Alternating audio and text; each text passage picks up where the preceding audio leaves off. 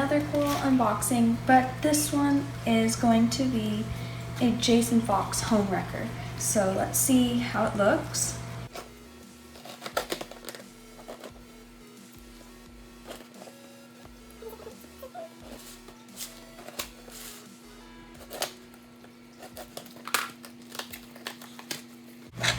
So we ordered this from Lazy's Frag House, and we packed it in a small little styrofoam box. And there's a heat pack, which is still warm. We've got some pins and a little acclimation thing. And here we have, this is gonna be our Zoas that we ordered. Those are the Lazy Lashes, and it looks like we've got quite a few polyps for what we paid, which was $25, and that's 5 polyps, so not bad. And then this here should be the HOMEWRECKER. And we ordered it from Lazy because the ones from Jason FOX are $1,000 for a frag like this. It's a nice size for what it is. So we're going to take it here and we're going to float it in the sump for 15 minutes and then we'll come back. So okay everybody, so we have everything in the tank now, and you can see there the Lazy Lashes being pushed around by that grab, and the HOMEWRECKER is also there, and it's quite a good size, you can see, but it is quite brown at the moment.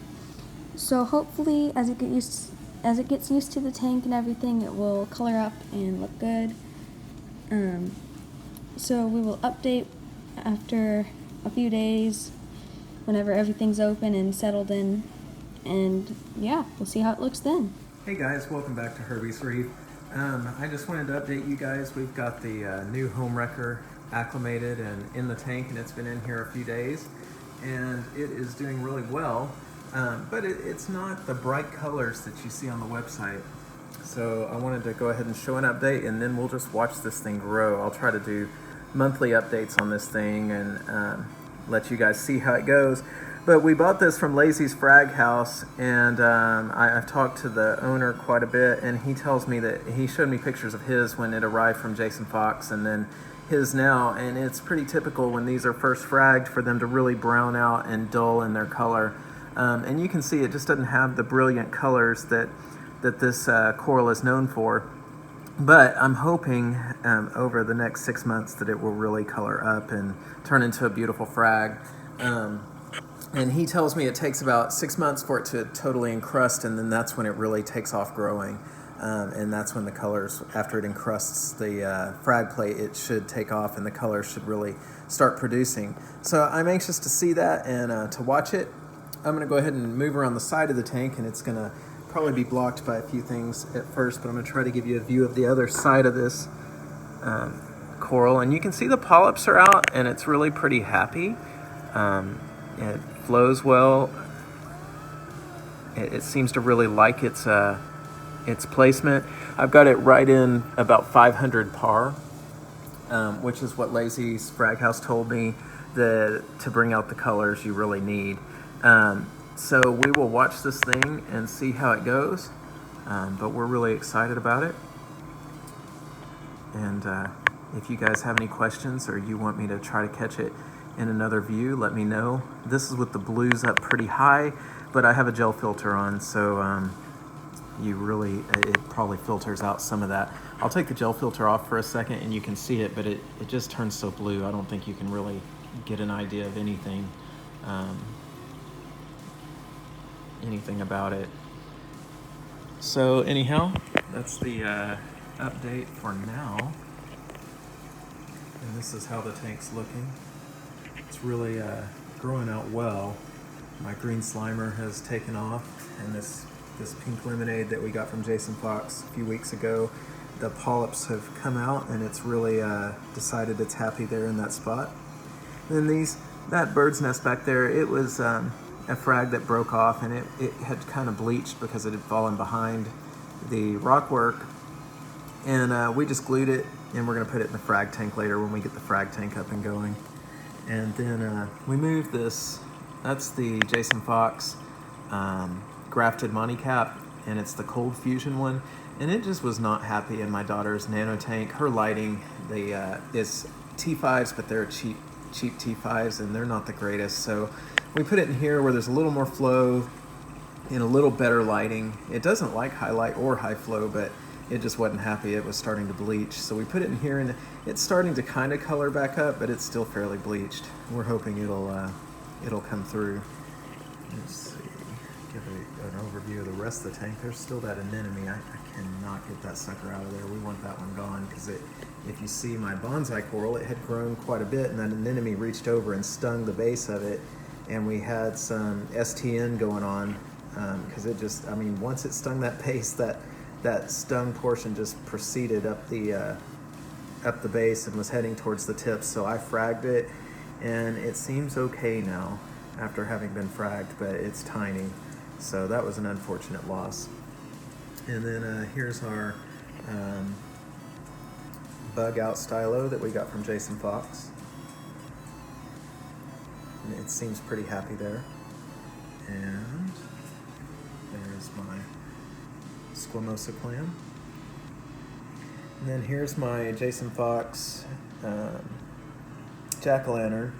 And if you see the top part of it, I had it in a shadier area over here under this, we call this the mushroom rock.